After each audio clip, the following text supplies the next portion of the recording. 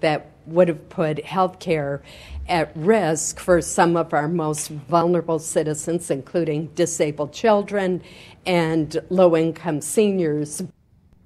That is Susan Collins, Senator of Maine. She was the final dagger in this latest health care bill. Brad Melke joins us to explain. Good morning, Brad Melke. Hey, good morning. Thanks for having me. So where are we? Is it dead? Can they buy off one of these other senators and bring them back into the fold? Yeah, we've seen 4 drafts of this Graham-Cassidy bill at this point. All of them have gotten staunch disapproval from people like Rand Paul. John McCain has finally said that regardless of what the bill has in it, the process was just unfair and undemocratic. So he's definitely going to vote no, it sounds like. But these bills have been sweetened up over time for people like Susan Collins from Maine, like Lisa Murkowski from Alaska, and there's actually some carve-outs for Louisiana, the home state of one of the co-authors, Bill Cassidy. However, you heard Susan Collins there say, yeah, this recent draft does nothing for me either.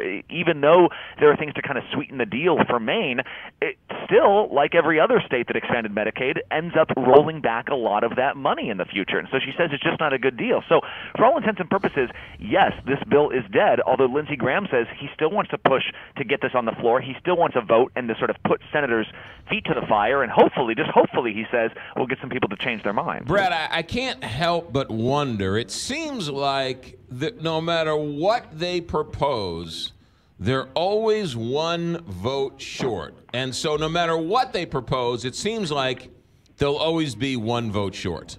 Well, and it gives you the impression that there might be more senators out there that are uncomfortable with bills like these. Right. That they don't actually want to be known as a yes or a no vote. Take Lisa Murkowski. We actually don't know if this came to it, whether she would be the person to push this over the line or whether she wouldn't. Because, in fact, senators have been talking about how these are not great bills. They do not know how they will play out. The Congressional Budget Office has not marked them up. And so with this rushed process that John McCain has complained about, not going through committees, having one hearing that lasted an hour, and most of that was arresting people yesterday, that you end up with pieces of legislation that are flawed and that senators really are just sort of standing out one by one to say, I'm going to take the bullet this time. I'll be the one that said no. Right, because Rand Paul this time around is gawking that this hasn't gone far enough, but he was a yes the last time this thing all came up. Yeah, he ended up changing his vote, even though he said very similar things the last time, that it wasn't a true repeal. And because it's the Senate, you can usually get away with saying, I'm voting yes because technically this isn't passing the bill yet. We're just getting to the next stage. Or I'm voting no because of this process issue. I don't have anything to say about the substance of the bill. But at the end of the day, we've seen GOP senators deeply concerned with how this has gone, whether they are somebody like Rand Paul that wants a full repeal, that wants to go further, or somebody like Susan Collins that's very nervous about shaking up what is already there. Why would they want to put this bill on the floor and get people to vote on it to hurt them one way or the other in the future?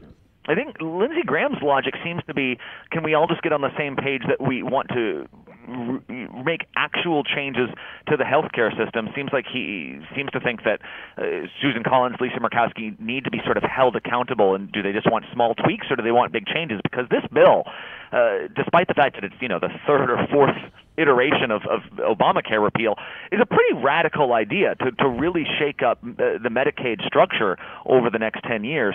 And so the thinking is that the GOP actually needs to get out there, take votes, and show that they are trying to actually repeal the Affordable Care Act, since that's what they ran on. Is Lindsey Graham and John McCain still on each other's Christmas card list? Yeah, it sounds like they're still friends and that they are trying to make sure everyone knows it. Last night, Lindsey Graham was on CNN's sort of healthcare town hall, and he said, John, if you're listening, I understand you had problems with this process.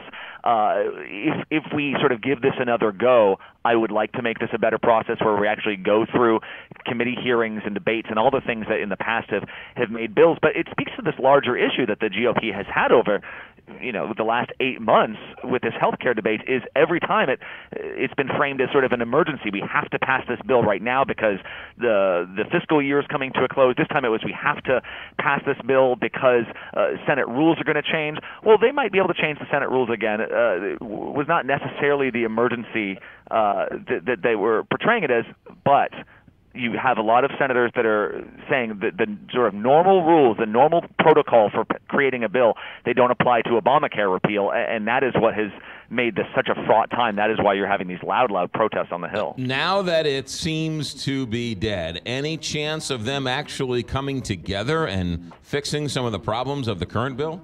Well, yeah, I mean, there is a bipartisan bill out there by Patty Murray and Lamar Alexander that is pretty small scale. This is not I don't think you would call this a repeal of Obamacare at all, but it is a health care bill, and it would be essentially tweaks to the Affordable Care Act aimed at getting more insurers in these states where there are 0 or 1 insurer in the market. And that bill was actually pushed to the side by Senate Majority Leadership when they thought this Graham Cassidy bill might have a chance at passing. So that will probably come back to the front burner. The question is not whether it can get Democratic support, but whether Republicans will get on board with the idea that the Affordable Care Act is here to stay. There's Brad Melke. Brad, good work. Thanks for checking in. Thank you. 725.